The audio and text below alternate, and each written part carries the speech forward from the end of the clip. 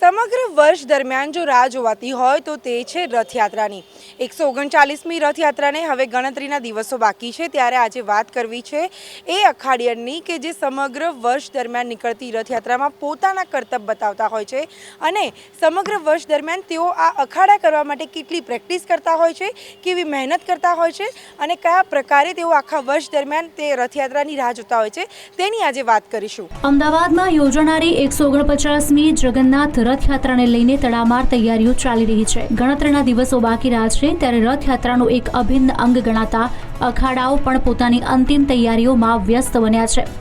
રથયાત્રા દરમિયાન અખાડાના કરતબ જોવા માટે મોટી સંખ્યામાં લોકો રસ્તા પર ઉમટી પડે છે। આ અખાડાના ખેલાડીઓ આખું વર્ષ વિવિધ પ્રકારની પ્રેક્ટિસ અને તાલીમ લેતા હોય છે, કારણ કે વર્ષમાં એક જ દિવસ એવો આવે છે જ્યારે તેઓ પોતાની કળા અને પરંપરાનું પ્રદર્શન લાખો લોકો સમક્ષ કરે છે। લાઠી, તલવાર, મલખંભ અને અન્ય પરંપરાગત કરતબો દ્વારા અખાડાઓ રથયાત્રાના માહોલમાં જુસ્સો અને રોમાંચ ભરી દે છે।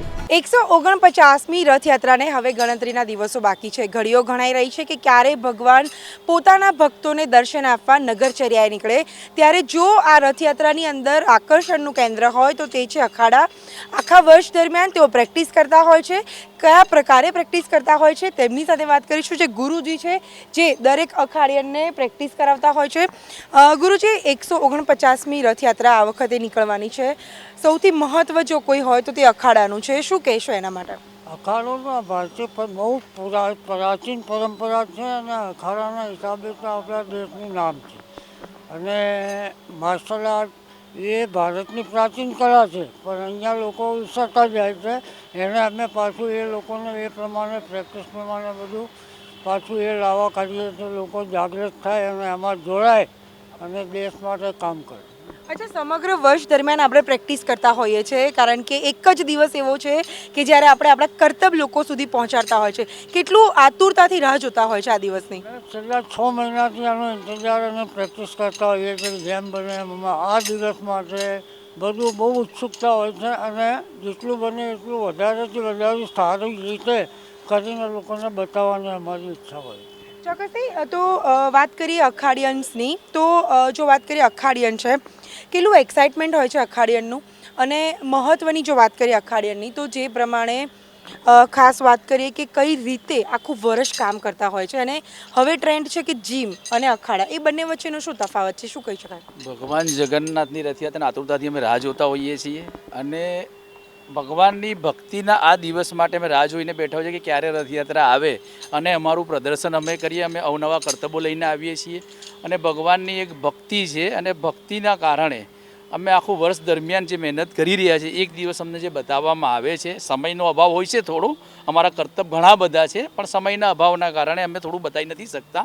અને જીમની વાત, જીમ અને અખાડા આખી વસ્તુ અલગ છે। અખાડા એક નેચરલ વસ્તુ પર ચાલે છે અને અલગ અલગ કરતબો હોય છે એમાં લાકડી, તલવાર, બરંડી, ફરસી, ચક્ર તેમજ અંગ કસરતના દાવ હોય છે, જે આપણી પ્રાચીન કળા છે જે અત્યારે રથયાત્રા પૂરતી જ જોવા મળે છે અને અત્યારના રથયાત્રામાં એક દિવસ પૂરતી આ જોવા મળે છે। અચ્છા, આ વર્ષે કયા કયા નવા કરતબો છે જે લોકોને જોવા મળશે અને આપની આ ત્રીજી પેઢી છે, શું કહેશો એના માટે?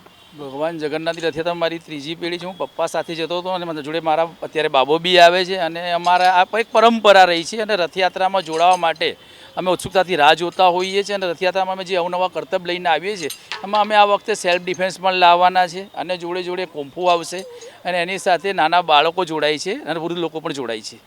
કેટલાક કરતબકારો છે તેમની સાથે વાત કરીશું। તમે અખાડાની અંદર જો વાત કરીએ તો આ વખતે રથયાત્રામાં તમે કઈ જે તમારી અલગ અદાઓ છે તે બતાવશો લોકોને? આ વખતે અમે રથયાત્રામાં નવું સેલ્ફ ડિફેન્સ લાવીએ છીએ અને જોડે જોડે અમે લાકડી, તલવાર, બનેડી અને વગેરે અંગ કસરતના દાવ બતાવીએ છીએ, જેમાં અમારા ગુરુજી છે એમને શીખવાડે છે આખા વર્ષ દરમિયાન અને અમને તૈયાર કરે છે। જો વાત કરીએ અખાડાની તો કેટલો ઉત્સાહ છે, કારણ કે હવે ગણતરીના દિવસો છે અને એક દિવસ હોય છે જ્યારે તમારી કલા જે છે તે લોકો સુધી પહોંચાડવાની હોય છે, કેટલો ઉત્સાહ આપ કહી શકો છો? બહુ જ ઉત્સાહ છે કે જેટલું એનો વ્યય વધે એટલું સારું છે કે દરેકનામાં મોટિવેશન મળે અને દરેકને નવું કંઈક જાણવા મળે કે આપણી ભારતની પ્રાચીન કલા છે કે એ શીખે તો એ સેલ્ફ ડિફેન્સ છે, જેથી કરીને એ પોતાનું રક્ષણ કરી શકે, એ બીજાનું રક્ષણ કરી શકે। અને અમે છેલ્લા 10 વર્ષથી આની પ્રેક્ટિસ કરી રહ્યા છીએ અને માર્શલ આર્ટ એટલે એ કુંફુની અંદર બધી જ પ્રકારની વિદ્યા આવી ગઈ, જેમ કે એમાં વેપન ટેકનિક છે, હેન્ડ છે અને સેલ્ફ ડિફેન્સ છે. સામેવાળો કઈ રીતે એને વેપનથી આવે તો આપણે એને કઈ રીતે સેલ્ફ ડિફેન્સ કરવું, એ બધી અવનવી ટેકનિકો હોય છે. એટલી બધી ટેકનિકો હોય છે કે એમાં બહુ મહેનત કરવી પડે છે. છેલ્લા 10 વર્ષથી અમે એની પ્રેક્ટિસ કરી રહ્યા છીએ. ચોક્કસથી તો જે રીતે અખાડાની વાત છે કે અમદાવાદની અંદર જે સૌથી વધારે જો કોઈ વ્યક્તિ અથવા તો જે લોકો રાહ જોતા હોય છે તે છે રથયાત્રાની. અને આ વર્ષે રથયાત્રાની અંદર જે માર્શલ આર્ટ છે તેમાં લોકો સેલ્ફ ડિફેન્સ માટે કઈ રીતે કામગીરી કરવી તેના કરતબો જોવા મળશે. સાથે જ છેલ્લા 6 મહિનાથી જે કરતબકારો છે તે પોતાની રાત દિવસ મહેનત કરી રહ્યા છે કે જેથી કરીને એક દિવસ લોકો સુધી જે એક જ દિવસ મળે છે પહોંચાડવા માટેનો, તેમાં લોકો સુધી તેમની કલા પહોંચાડે. રથયાત્રાની શોભા વધારતા આ અખાડાઓ માત્ર મનોરંજન પૂરતા નથી, પરંતુ તેઓ વર્ષો જૂની પરંપરા, શારીરિક સક્ષમતા અને સાંસ્કૃતિક વારસાને પણ જીવંત રાખી રહ્યા છે. રથયાત્રામાં આ વખતે ચોક્કસથી માર્શલ આર્ટના જે એક્ટિંગ છે તે જોવા મળશે, કારણ કે જે અખાડીયનો છે તેઓ આ વર્ષે નવા કરતબો સાથે રથયાત્રાની અંદર પ્રસ્થાન કરશે. ખાસ જો વાત કરીએ અખાડીયનોની તો આ વર્ષે માર્શલ આર્ટની અંદર મુખ્ય જો કોઈ મેસેજ હોય તો તે સેલ્ફ ડિફેન્સનો છે કે કઈ રીતે સેલ્ફ ડિફેન્સમાં લોકોએ પોતાની રક્ષા કરવી અને જો કોઈ પણ મેસેજ છે તે આખા વર્ષ દરમિયાન લોકોને કેવી રીતે પહોંચાડવો તેની આ વર્ષે તેઓ અનુભૂતિ કરાવશે. કેમેરા પર્સન હેમંત ગાયકવાડ સાથે બ્રિંદા રાવલ, TV13 ડિજિટલ, અમદાવાદ.